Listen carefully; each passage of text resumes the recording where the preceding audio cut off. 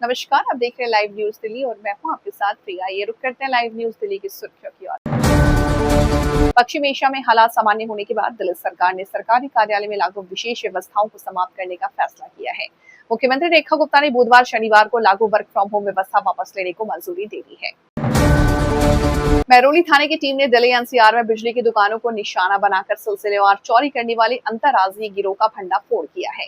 गिरोह के 5 चोरों को गिरफ्तार कर चोरी की संपत्ति, वाहन, संचार उपकरण और चोरी के उपकरण बरामद किए गए हैं। दिल्ली को विश्व स्तरीय मेडिकल टूरिज्म हब के रूप में स्थापित करने के लिए दिल्ली सरकार ने महत्वपूर्ण पहल की। दिल्ली पर्यटन और परिवहन विकास निगम ने Delhi medical and wellness tourism platform विकसित करने और पूरे मेडिकल टूरिज्म इको सिस्टम को संचालित करने के रणनीतिक साझेदार चुनने की प्रक्रिया शुरू कर दी है। महरौली थाने की टीम ने दिल्ली एनसीआर में बिजली की दुकानों को निशाना बनाकर के सिलसिलेवार चोरी करने वाले अंतरराज्यीय गिरोह का भंडाफोड़ किया। गिरोह के 5 चोरों को गिरफ्तार कर चोरी की संपत्ति, वाहन, संचार उपकरण और चोरी के उपकरण बरामद किए गए हैं। शास्त्री पार्क स्थित डीडीए पार्क में 18 वर्षीय युवक की चाकू से हमला कर हत्या कर दी गई। मृतक की पहचान मोहम्मद तौहीद के रूप में हुई है। युवक के शरीर पर कई जगह चाकू के गहरे घाव मिले। कमर पर भी धारदार हथियार से गंभीर वार किए गए थे। दिल्ली नगर निगम के आरपी सेल के अधिकारियों को बेनकाब किया। किस तरह से पार्किंग माफिया के साथ मिलकर सरकारी जमीनों पर अवैध पार्किंग करवाकर वसूली का खेल चल रहा था। नाबालिग बेटी के भरण पोषण के लिए अदालत ने आदेश का लगातार उल्लंघन करने वाले एक ब्रिटिश नागरिक के खिलाफ दिल्ली हाईकोर्ट ने सख्त रुख अपनाया है। अदालत ने केंद्रीय अन्वेषण ब्यूरो सीबीआई को इंटरपोल से उसके खिलाफ रेड कॉर्नर नोटिस जारी करने का अनुरोध करने का निर्देश दिया ताकि उसका पता लगाकर उसे गिरफ्तार किया जा सके। 650 करोड़ रुपए के स्वास्थ्य घोटाले की जांच अब केवल महंगी खरीद और किकबैक तक सीमित नहीं रह गई है। एंटी करप्शन जांच की एफआईआर और उसके आधार पर बनी विजिलेंस जांच में ऐसे कई मामले का उल्लेख है जिनके पहले खरीद प्रक्रिया पूरी किए जाने और बाद में अस्पतालों से मांग जुटाए जाने की बात सामने आई है। शर्जील इमाम ने अपनी पीएचडी थीसिस पूरा करने के लिए कक्कड़ुमा कोर्ट में नई अर्जी दाखिल कर रिसर्च सामग्री मांगी है। वर्ष 2020 में दिल्ली दंगा साजिश मामले में उनको अदालत से यह अनुरोध किया था।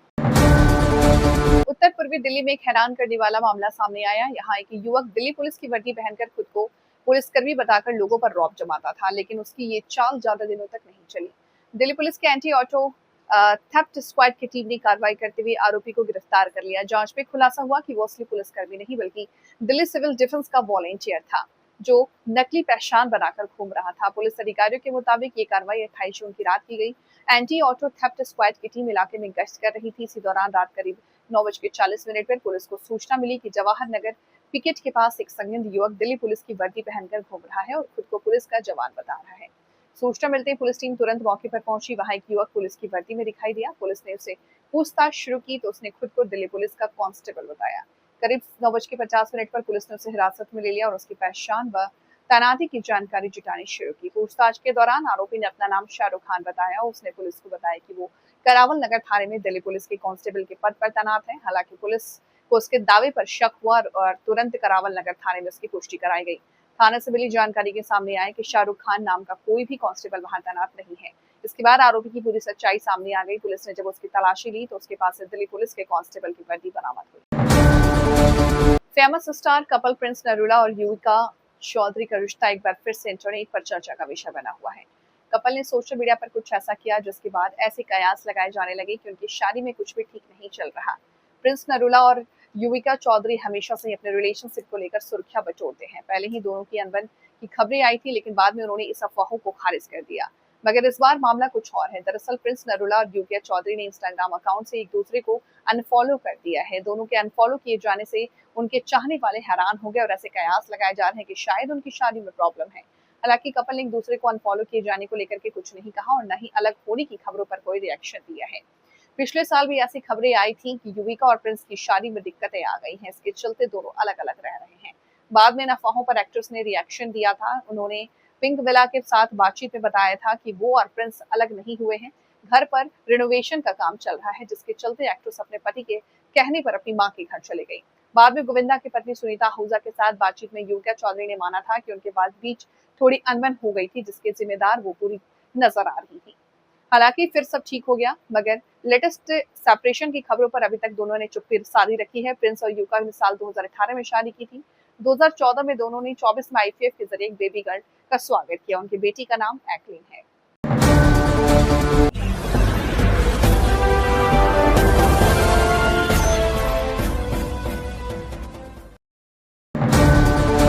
लता वे फिल्म में काम करने के लिए आप सभी का स्वागत है। अगर आप भी लता वे फिल्म में काम करना चाहते हैं तो हमारे मेल ID latavefilm@gmail.com पर अपना रिज्यूमे शेयर कर सकते हैं। या न मानो या न मानो, तुमसे प्यार करते हैं, तुमसे प्यार करते हैं। रब से ज्यादा तेरा एतबार करते हैं, रब से ज्यादा तेरा एतबार करते हैं। तुम मानो या न मानो, तुम मानो या न मानो, तुमसे प्यार करते हैं, तुमसे प्यार करते हैं, तुमसे प्यार करते।